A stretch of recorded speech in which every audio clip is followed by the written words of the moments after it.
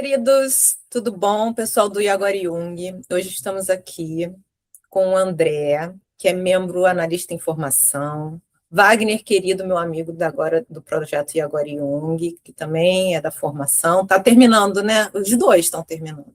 E eu, Bárbara Peçanha. Hoje a gente vai falar sobre a metanoia, sobre um viés da masculinidade, né? Do masculino, como é que vivencia esse processo de metanoia. Eu estou aqui como contraponto para falar sobre o lado do casal e fazer perguntas que motivem a gente. Eu queria que o Wagner começasse apresentando para a gente como foi isso para você, como está sendo, né? Eu sempre pergunto como está sendo, porque estamos vivenciando ainda isso, né? Pois é, Bárbara, eu costumo dizer, pelo menos no meu caso, eu acho que começou um pouquinho até antes do que eu imaginava. Eu não sabia que tinha esse nome, óbvio, né? Mas ali por volta dos 34, 35 anos, eu entrei numa crise, sobretudo de natureza profissional, e foi muito curioso, porque eu chegava num ponto da minha trajetória profissional que tinha muita relação com o ideal de sucesso que eu tinha pré-estabelecido para ela. E a sensação que eu tive quando as coisas estavam se aproximando da maneira que eu esperava, não tinha muita graça. Eu falei, o que está acontecendo? Né? Que era para ter, né? Eu me preparei o tempo inteiro e foi muito interessante pensar que parece que alguém dentro de você te armou um buraco e você caiu dentro dele. Essa foi a sensação que eu tive, porque eu não encontrava mais a satisfação que eu imaginei que fosse encontrar, sobretudo no meu trabalho. E é óbvio, eu comecei a querer entender o que estava acontecendo, eu comecei a buscar intuitivamente o que me entusiasmava, né? Porque por muito tempo o trabalho, minha carreira anterior, né, de analista, foi como jornalista. Então, eu tinha 20 anos já de trajetória como jornalista, 20 anos, vai, perto de eu terminei aqui, depois que eu cheguei a essa conclusão que as coisas não estavam caminhando, eu caminhei mais um pouquinho, foi para uns 20 anos aí. Mas ali eu tinha por volta de 15, 16 anos de carreira, atuando como jornalista, e falei, o que está acontecendo, né? Por que as coisas não fazem mais sentido? Por que, de repente, tudo ficou tão vazio, né? E é óbvio que quando eu fui mergulhar e entender o que havia, né, ficou claro para mim que essa primeira metade da vida, né, adulta, ela é muito pautada por aquilo que a gente acha que quer da vida. Não que ser jornalista não fosse o que eu queria, e fui muito feliz na função. E até Sim. hoje adoro escrever, adoro trabalhar com isso, adoro me informar, adoro tudo isso. Só que, ainda assim, eu percebi que, a partir daquele momento da minha vida, faltava algo muito importante, né? Eu costumo dizer, eu tive até sonhos, muito curioso, eu tive sonhos em que eu fazia uma conexão entre algo que vinha de uma fonte inferior com algo que tinha uma fonte inferior. E começou a me vir muita ideia daquele símbolo que é o caduceu de Hermes, das duas serpentes se cruzando e subindo. E aí eu falei, está me faltando algo que me permita unir o ordinário e o extraordinário, né? Por um determinado momento, só o trabalho como jornalista me mantinha muito numa dimensão ordinária, e aquilo não me preenchia mais. Né? Claro, estou aqui fazendo um resumo, mas isso foram Sim. anos, anos. Num primeiro momento, o que eu falei? Cara, preciso ganhar dinheiro. Eu trabalhei pra caramba, não consegui atingir a dimensão que eu imaginava que deveria ter atingido do ponto de vista financeiro. Não que tenha sido ruim, foi bom, mas Sim. jornalista, né, a não ser um William Bonner da vida, você não vai ficar rico, né? A coisa é... Mas E isso aí, influenciou na família? Porque assim, você é casado há muitos anos, tem 3 filhos. Como é que é isso também? pô, a influência foi brutal, porque quando eu chego nesse ponto, ainda era, em alguma medida, a locomotiva financeira, né? Minha esposa trabalhava na época também, tinha um papel muito importante. Felizmente, ela vinha num processo de crescimento e ascensão no trabalho dela.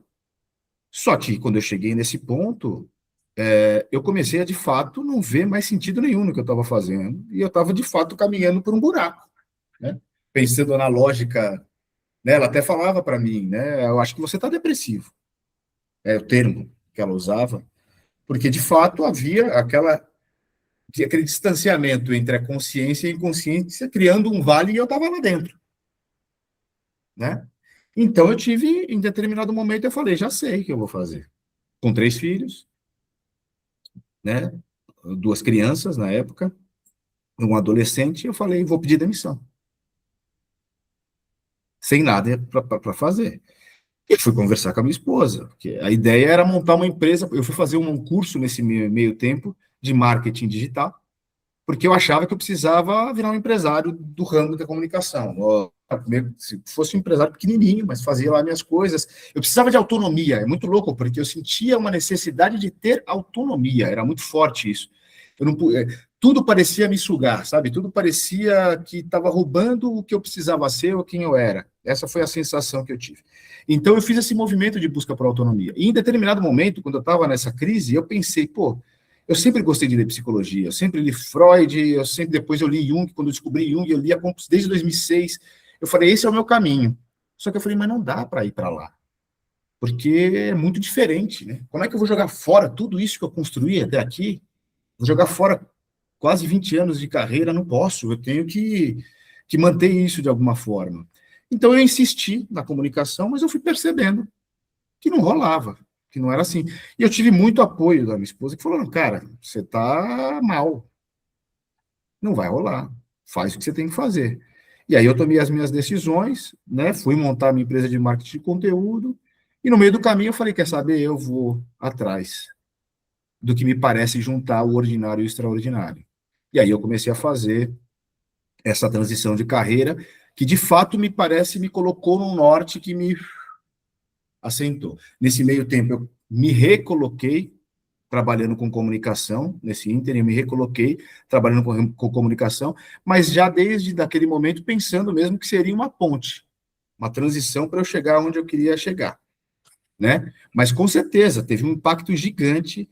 Eu, né, dentro de casa, tinha um papel muito masculino mesmo, sabe? E quando isso acontece, a minha esposa está mais, né, para fora, né? Como é o típico da energia masculina, de conquistar, e é assim que as coisas funcionam, né? É assim que as coisas funcionam. E, e, e eu acabei ficando em casa, cuidando das crianças. Eu ia pegar na escola, voltava, fazia a lição de casa. E é curioso, né? Eu vou dar uma pausa, que senão eu vou embora aqui. Mas é curioso porque a metanoia tem muito a ver com esse mergulho para encontrar o outro Internos. lado, a alma. E aí eu deixo o André trazer um pouquinho, Você por exemplo, ele vem. ânima, né? Exatamente, E exatamente. você, André, conta a sua entrada nesse Eu estou buraco. gostando de escutar essa história do Wagner, mas, assim, eu acho que eu vou ter uma abordagem diferente aí desse barato da metanoia, Que porque delícia. eu não faço ideia, assim, o que é esse chamado, apesar de eu hoje estar numa transição de carreira. Na realidade, eu comecei a transição, né? Eu sou arquiteto de formação, trabalhei com isso a vida toda, e aí eu começo a transição para Jung, mas eu não entendo como um chamado da metanoia, para falar a verdade.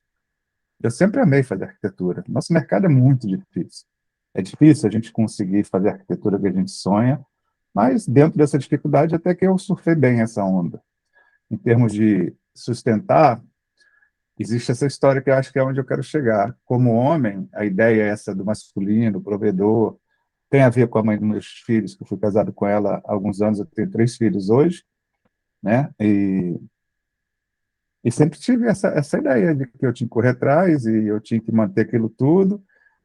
A dificuldade mesmo era a história de grana. Estamos nesse mundo encarnado, né? O capital devorando a gente, mas com relação tive períodos depressivos, bastante, mas eu entendo que era pela dificuldade dessa coisa do masculino de que tem que manter, e como era uma luta diária, né?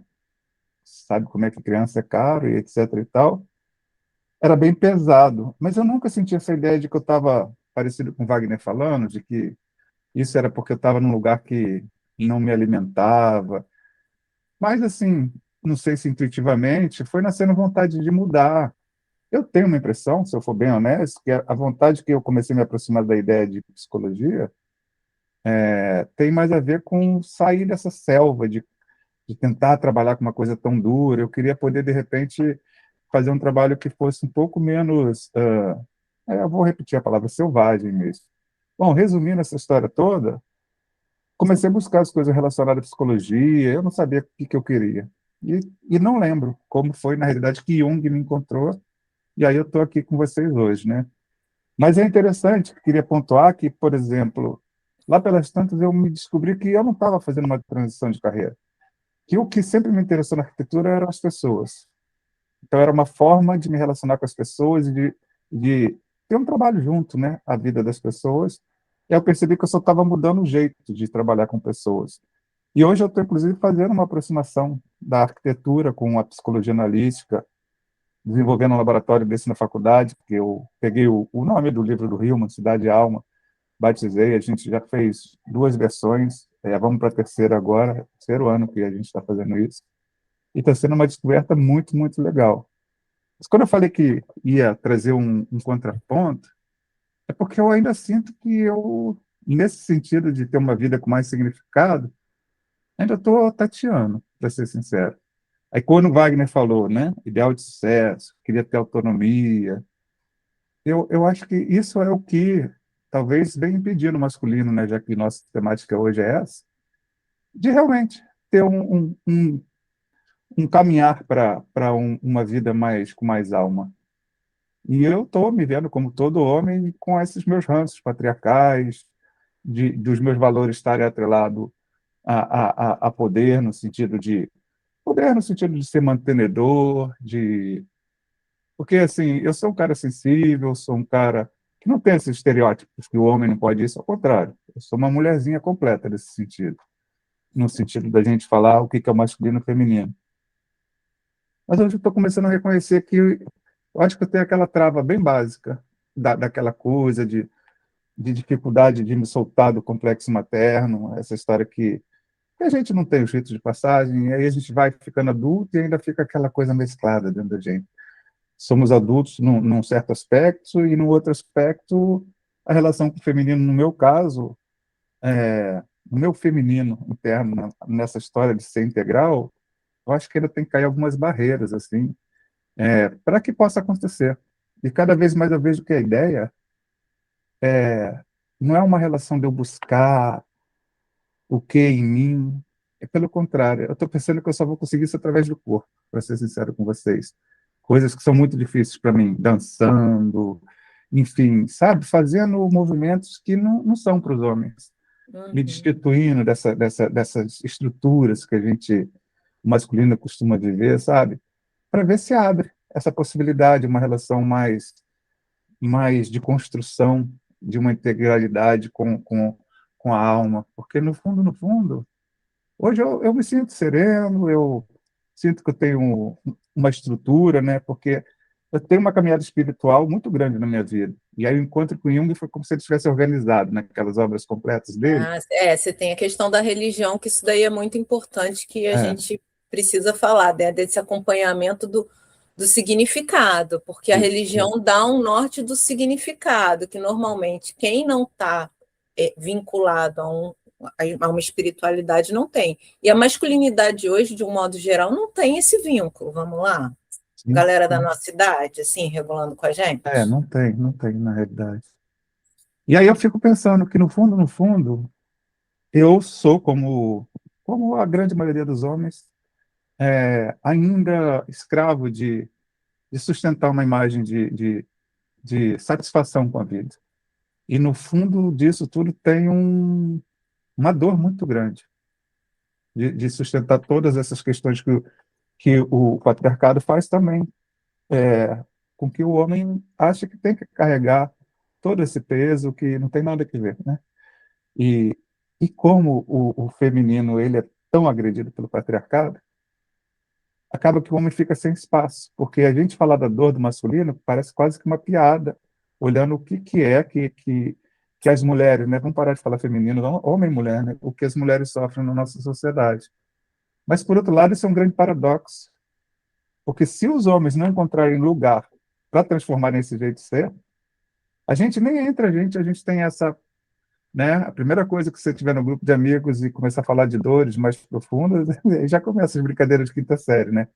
Atrelando a homossexualismo, né, aquele famoso viadinho, e, assim. E aí, quando a gente tem amigos mais profundos, a gente tem esse espaço quando alguém está na merda mesmo. Mas, de via de regra, é meio que Não proibido. tem. Não tem troca. Mas você sabe uma coisa que vocês estão falando que eu estou achando interessante, que na troca feminina vem outro aspecto, né, dessa questão da metanoia. Vem a questão da maternidade, né? Porque assim, a maternidade para a mulher é um arrebatamento mesmo, tira você do. O homem tem uma programação do foco do trabalho mesmo. Hoje eu acho que tem mudado a cabeça das pessoas. A garotada tem visto assim, a questão da paternidade com outro lugar, né? Tanto que o Wagner, você também cuidou dos seus filhos, o Wagner cuidou dos filhos dele. Então, assim, vocês têm papéis de homens que cuidaram dos filhos, mas a maioria não fez isso, gente. Sim. Vamos lá, convenhamos. E o arrebatamento da mulher vem com essa ressignificação da vida a partir da maternidade, né? O trabalho pode deixar de fazer sentido nesse meio do caminho, mas não é o fator principal. O homem, de um modo geral, vem essa relação com o trabalho e com as pessoas do trabalho, no trabalho, né? Porque parece que é o lugar que eles vão para o mundo, mas para acessar a alma, é isso, né? A gente precisa do encontro com o outro. E como é que isso soa para vocês? Porque, assim, no casamento, né, essa figura da mulher é uma figura de ânima, né? Ela que vai fazer, assim, Oi, tudo bom? Você tá esquisito. Oi, olha só. Ela aponta de fora para dentro para você começar a avaliar, porque senão o homem, ele tenta ir no automático, não? Ou sim? Então, Bárbara, é interessante isso, até que o André trouxe. É importante a gente distinguir mesmo masculino e feminino de homem e mulher, né? Partindo do princípio de que nós temos masculino e feminino, eu, homem, ele, homem, você, mulher, ambos temos os dois. E dentro da perspectiva junguiana, a metanoia é, como você colocou, um mergulho para o encontro com esse aspecto mais feminino mesmo. Inclusive, do ponto de vista físico, o homem vai passando por transformações consistentes que levam ele mais nessa direção. Então, quando a gente, pensando de novo, eu, de alguma maneira, sempre tive algo que foi muito importante para mim na adolescência e que me acompanhou durante toda a vida, que foi o gosto enorme pela literatura. Eu acho, sinceramente, que a poesia, a expressão poética, de alguma maneira, sempre foi uma ponte que conseguiu me deixar em contato com a minha própria ânima. Né? É interessante que eu estou escrevendo agora meu TCC em arte e terapia, e eu falo da expressão poética como um caminho da ânima. Um caminho da ânima para o encontro, para fazer esse casamento sagrado entre os opostos dentro de si mesmo, né? Então, o que o André colocou é muito rico, no sentido de que eu sofri a beça. Teve uma live no IGEP, que eu participei com o Léo e com o Gabriel e com a Simone, em que, em determinado momento, alguém disse sobre, né, puta, como é que as pessoas têm esses 3 exemplos, eu entendi que eram os nossos 3, mas depois eu soube que estavam falando de 3 exemplos muito mais importantes, que eram pessoas famosas que tinham sido citadas na live. Eu, pretensiosamente, achei que éramos os 3 que estávamos participando da live, e já fui dar... Então, esses 3 exemplos de coragem, né, de largar essa dinâmica de, tipo, né, propaganda da Marlboro, aquele homem tradicional, cowboy, que conquista tudo, né, o cara que é fazendeiro, bem-sucedido, rico, coisa do gênero, tiveram coragem de ir em outra direção, porque, de alguma maneira, quando eu rompo com a ideia do jornalismo e resolvo me tornar um analista, eu não tinha muitas expectativas do ponto de vista financeiro. A minha ideia era fazer o que eu queria, né? Era fazer o que eu gosto, fazer o que me entusiasma, o que me enche que me traz a alma para participar do processo. E a análise é extremamente maternal, a gente tem que levar o materno para dentro do têmenos, né, terapêutico. Então, eu estava fazendo esse movimento nessa direção. Então, eu entendi que ela estivesse fazendo um comentário que a gente tinha sido muito corajoso de fazer esse movimento, e aí eu falei, mas não teve coragem. Foi exaustão, pelo menos da minha parte. Que você chega num momento, o André estava colocando, você chega num momento em que você não consegue mais sustentar essa persona. né? E a gente pensando na lógica junguiana, que a persona é o oposto da ânima, né? Um faz a interface com o mundo interior, outro faz a interface com o mundo exterior.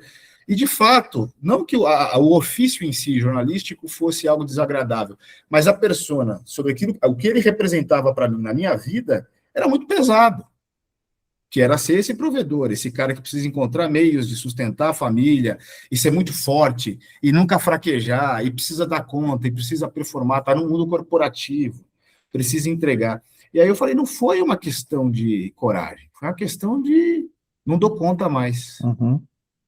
Não dou conta mais. E entreguei os pontos, é muito louco. E aí é interessante pensar que a fraqueza é a grande força. Aquilo que a gente julga ser muito fraco, foi, na verdade, a fonte da transformação para que encontrasse alguma coisa. Ah, encontrou a panaceia, então quer dizer que você, como analista, agora está super feliz e não tem mais infelicidades? É claro que não. É claro que continuamos a ter desafios, mas existe uma estrutura central, essencial, que mantém a singularidade em pé, que é o que a gente precisa, né? Só que está sempre sob riscos. A gente está sempre balançando, né? Então, trazendo isso, né? Eu acho que é importante trazer esses. Eu não lembro nem se eu estou te respondendo a pergunta que você fez. Depois você formula de novo, o André responde, eu tento dar continuidade. Mas eu achei importante trazer esse ponto, né? Que é realmente a metanoia é esse mergulho, é começar a ouvir mais o que vem de dentro, né? Não é papo de bicho grilo, não. O buraco me dragou porque eu precisava ouvir o que estava vindo de dentro e parar de querer olhar o tempo inteiro para o que o mundo estava esperando de mim, né? É muito louco pensar, né? A gente passa muito tempo achando que sabe o que quer da vida. E depois descobre que o mais importante não é saber ou achar o que quer da vida, mas é descobrir o que a vida quer da gente. E a vida é a nossa alma. Porque o que está sendo projetado e o que nos empurra para realizar as coisas é a alma, né? Sim. E eu acho que na segunda metade da vida é esse o encontro. Não sei se faz sentido para você, André. Faz. E você, André? Então, Bárbara, você estava falando dessa relação no cônjuge, né, com a esposa, e justamente a gente, para conhecer esse interior, né, a mulher é o espelho, né? É ela que a gente tem, através dela que a gente pode gerar essa relação. E aí cai de novo nessa história. E se a gente não tiver, eu estou me referindo aos homens, ah, uma condição, assim, e eu digo que é muito de exceção, de bem resolvido com o complexo materno, de que não tenha um fundo de disputa de poder na relação do casal. Você falou de ouvir, né? Ouvir a mulher. Se tiver qualquer insegurança nesse sentido, que no fundo é o que eu vejo que e alguns teóricos, né? Isso não é da minha cabeça. O Hollis, no livro sobre a sombra de Saturno, assim, acho que para a gente falar de metanoia masculina precisa partir desse livro. Então, porque se não tiver condição masculina de se relacionar abertamente, de uma forma amorosa com o feminino, se ainda tiver alguma dinâmica de poder, de disputa nisso, a gente de algum jeito vai estar rechaçando, seja através dos conselhos, seja na própria relação, e a gente se distancia. Esse que é o drama desse lugar, sabe? De que a gente, no fundo, tudo isso gera no homem um puta medo do feminino. Uhum. A gente sabe o que acontece hoje com as mulheres, algumas ganhando mais que os homens, e quem é que dá conta? Porque o valor do homem, principalmente na nossa sociedade, que é essa contemporaneidade, o nosso espírito do tempo contemporâneo, o valor está no que a gente conquista, e estamos completamente afastados de um sentido No ter, maior. não no ser, né? Exato.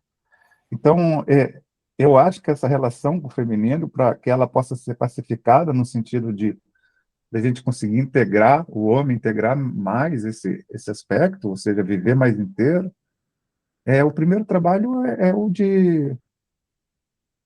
de se resolver com suas questões com relação ao feminino, para que aí depois possa acontecer.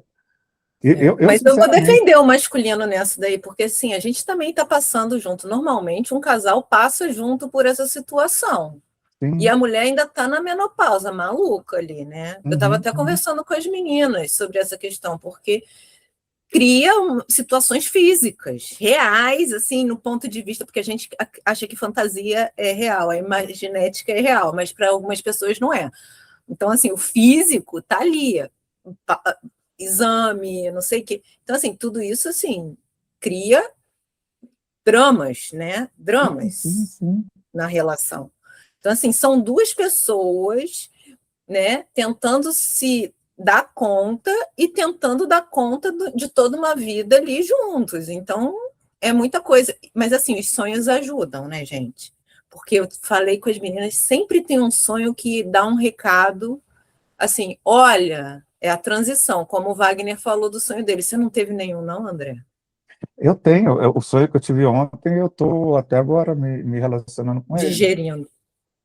Eu falo rapidinho. Eu desci uma ladeira, e tem todo um contexto, que a ladeira da onde mora meu pai, e vem um moleque de uns 12 anos, assim, meio com pinta de morador em situação de rua, meio com pinta de marginal, e aí quando chegou perto eu vi que ele queria me roubar. E aí eu engrosso a voz e falo, sai fora, cara, e dou uma empurrada com o pé, não chuto ele não. Só que quando ele cai no chão, ele está todo ensanguentado, está todo machucado, e eu continuo descendo aquela rua, né, com aquela sensação, e falando, cara, o que aconteceu? E eu vou descendo e é só pegada de sangue na rua. Quando eu chego na rua principal, tem um bar, e tem, esse lugar existe, um movimento muito de gente, eu falo, cara, eu não posso seguir, aquele garoto vai morrer se eu deixar ele lá. E ao mesmo tempo, eu não estou muito à disposição de voltar lá. E aí eu falo, vou procurar uns policiais para falar com eles, que tem que ir lá ver aquele garoto. E aí eu vejo o bar cheio de gente, bochiche, vejo dois policiais, tento falar com eles, mas eles não escutam e não estão dando bola, não estão a fim de sair ali do bochiche para ir trabalhar, né, para olhar um garoto machucado desse. E aí eu fico sem saber, e o que eu me lembro, eu continuo andando, mas assim, com isso na cabeça. Tem Aí uma assim, cor. eu não levei para análise ainda esse sonho, mas a criança ensanguentada lá e eu nesse dilema ético de deixar para trás ou seguir a vida, né, seguir a vida e deixar para trás e voltar para cuidar dela. Então, enfim, quando você, Interessante. quando você pergunta dos sonhos e dos dilemas, mas é claro que você falou que ia defender os homens, não foi isso? Você falou, Vá. Porque eu estou falando que não é uma crise única e exclusiva dos homens, eu acho que é uma crise da idade do casal e da relação. Homens e mulheres passam pelo processo de um modo geral, assim, juntos ou próximos, né? E aí vem questões que, se a gente não compreende o que a gente está passando, isso cria efeitos, né, cascata em volta. Então, assim, eu acho que tem que ter uma compreensão que ambos estão em sofrimento, estão em alguma compreensão ali de tipo, porra, o que a vida quer de mim? Que é a pergunta que muda, né? Sim. A gente vira curva. Exato. É interessante isso que você está trazendo e o que o André trouxe antes, que é esse movimento, né, na direção do contrário, do oposto. A gente, sabe, André, na minha concepção, eu acho que a gente vive uma ultravalorização do do masculino como energia. Isso não é uma prerrogativa única e exclusiva dos homens.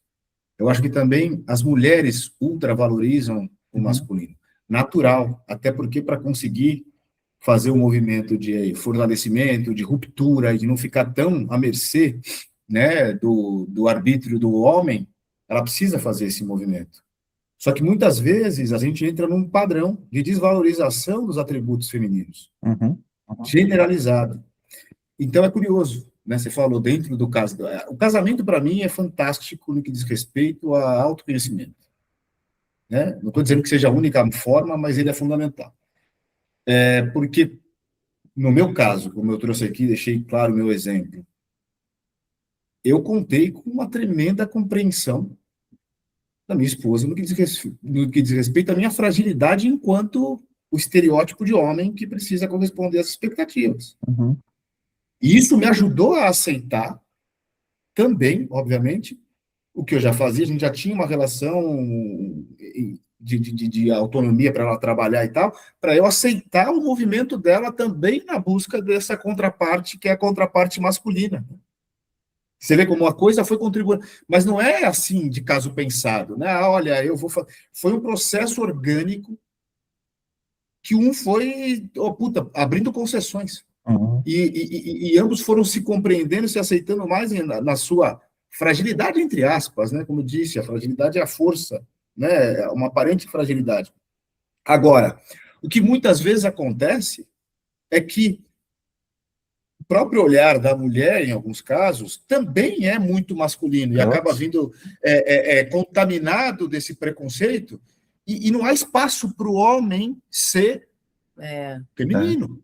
O você tem que, o ânimo você... falando, você tem que reagir, você tem que não sei o quê. Não, você pode ser frágil, você está tudo bem, eu estou aqui, eu entendo que a deficiência aconteceu comigo. Não, você tem que, é como se a gente estivesse educando um filho. Né? A mulher tem uma mania, né? O ânimos atua no inconsciente feminino desse jeito, é ordem. Então, assim, é esse lugar que eu quis chegar, entendeu? E a questão da menopausa faz a gente ficar mais intolerante.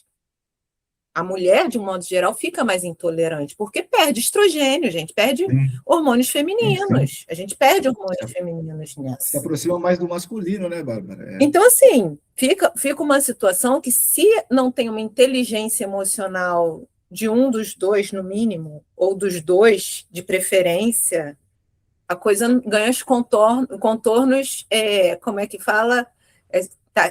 Aquele meme, né? Tá se criando um clima terrível. Né? 7-1. Esse assunto que você falou, Bárbara, aí a gente precisaria de um outro encontro. Porque olha como que é dramática a história. Primeiro, só fazer um parênteses. Eu lembrei uma vez, uma amiga da minha mulher falou assim, não, mas você tem o André. Aí ela virou e falou, eu sou mais homem que o André. E a gente está tudo bem, assim, mas é aquela história, está tudo bem conscientemente. Quem falou que inconscientemente já... Não porque eu sou pouco homem, mas são várias camadas que se mexem aí nos outros que me habitam, né? Mas isso que você falou, Bárbara, olha como é que a coisa é até paradoxal. Que merda que é. Aí vem diminuição de hormônio, etc. e tal. Talvez é um momento onde a mulher passaria a se relacionar... Vamos falar só de um recorte. Na relação sexual, por exemplo. Demanda uma nova forma. Por quê? Porque o sensível ele já está, por questões de químicas, etc., num outro nível. Então, talvez, se a gente pudesse falar assim, sem muito compromisso, uma relação mais espiritualizada, no encontro sexual ali e tal. Só que o que acontece? Durante a vida toda que tinha esse sensível muito mais, vou arredondar, um sensível mais sensível, no fundo, por todas essas questões, as pessoas não se relacionam assim num nível mais profundo. O sensível no sentido do encontro, porque está tudo contaminado, essas coisas que a gente precisa performar, ou é o gozo, é tanta coisa, que assim, a sensação que dá que a gente passa uma vida que a gente tem muito mais potência, etc. e tal, que a gente poderia viver essas possibilidades do sensível, da coisa mais animalesca, de um jeito tão profundo, e a gente acaba vivendo superficialmente. E aí, quando vai chegar o momento que a gente está com mais condição de repente, desfrutar disso, tem que entrar num momento de viver mais espiritualmente. Mas se a gente passou uma vida que aquilo não foi vivido, às vezes ficar querendo aquela porra o tempo todo de novo. E aí acaba que tem uma existência de um jeito vazia, né, a curva do Jung, num certo sentido, e quando começa, a gente fica no vazio pelo desejo de viver o que a gente não soube viver. Porque o que acontece nesse nosso zeitgeist contemporâneo? A gente está apartado uns dos outros, a realidade é essa. A gente tem os casais que, por exemplo, falar de intimidade é um buraco bem, bem profundo. A gente transa com a mulher, a gente usa banheiro de porta aberta, a gente fala do que for, mas se a gente for entender se tem intimidade, é tão difícil. É outra coisa. A intimidade vai num outro lugar. Gente, o papo está muito bom. Eu vou pedir encerramento, porque, infelizmente, vamos ter que terminar aqui. Tá bem. Mas, assim, muito bom. Obrigada. meninos. Eu queria saber, Wagner, o que você quer falar para encerrar? E depois André também, para a gente Eu acho fechar. importante falar quando a gente pensa em metanoia, que obrigatoriamente a gente está falando, eu sei que é cair até num lugar comum, e o André falou, né? Poxa, ficaram tantas coisas para trás, eu ainda quero realizá-las, eu quero fazer, né? Eu quero corresponder a determinadas expectativas, mas não existe metanoia se a gente não estiver disposto a sepultar Sim. boa parte daquilo que a gente nutriu ao longo da vida. É óbvio que não é tão simples, essa disposição e essa coragem não se alcança facilmente, ela só se alcança quando a gente consegue estabelecer um sentido para o fracasso. É curioso isso, né? Ou para o aparente fracasso que foi a nossa vida em alguma medida. E quando a gente encontra um sentido é porque a gente consegue vislumbrar um novo objetivo, digamos assim, ou um para quê, né? Numa linguagem mais junguiana. E esse para quê está intrinsecamente ligado a um sentido sagrado. O sentido sagrado aqui, é importante a gente ter em vista que não necessariamente precisa estar conectado a uma religião institucionalizada, mas tem que ser sagrado para cada um de nós, né? Então, e esse sagrado não se alcança sem a coniúncio, né? Ou seja, a comunhão entre os opostos. De alguma maneira, a gente precisa, de fato, estar mais bem entendido, e essa é uma conquista diária, não é do dia para não é uma única vez e acabou, mas a gente tem que se entender bem com o nosso oposto que vive na gente, para se entender bem com o oposto que está fora, todos os dias. Esse é um esforço que não cessa, né? Então, eu acho que a mensagem é essa: a gente tem que ter disposição para morrer se a gente quiser seguir adiante na vida, né? É Com isso. certeza, com certeza. Quando você falou da Cunhúncio, eu lembrei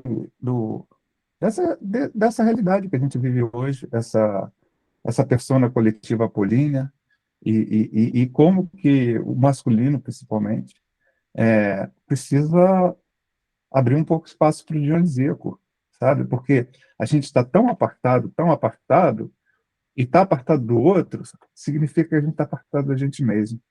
E, obviamente, que um dionisíaco unilateralizado demais, a gente pode até entender como esquizofrenia, né? Não, não é o caminho. Mas se a gente não encontra forma de viver mais dionisiacamente hoje, inclusive como forma de resistência a essa estrutura rígida que nos é imposta, não tem como alcançar, acho. Enfim, lembrei desse detalhe. E se a gente pensar assim nessa nossa sociedade machista, dionisíaco para começar, papo de doidão, depois é papo de gay. Percebe como é que a coisa é nos negada? Ô, André, só desculpa interromper para você finalizar, mas é importante a gente colocar esse. O que o André está falando é muito importante no sentido de Dionísio é um deus que se negou a viver no Olimpo. Ele fez questão de viver na Terra, que é Gaia, que é mãe.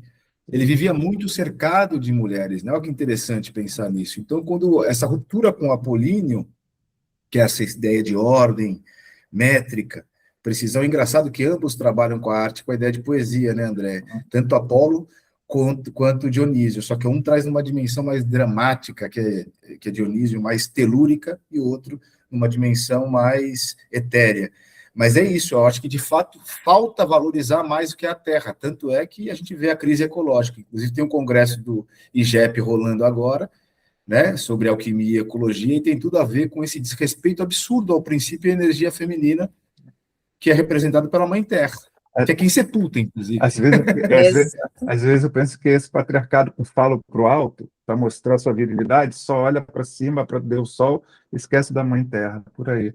Mas, assim, o que eu queria finalizar é agradecer aí a oportunidade de estar aqui com vocês, bem legal.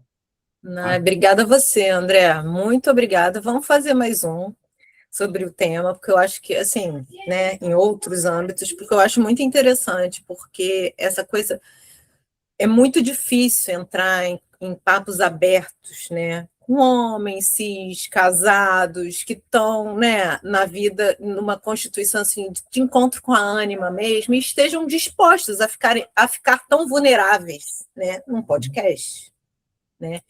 E eu agradeço demais a vocês estarem aqui contando suas histórias, falando sobre o processo de vocês e partilhando isso, né, comigo e com todo mundo que é ouvinte. Obrigada, gente. Valeu. Beijos. Até a próxima. Beijos.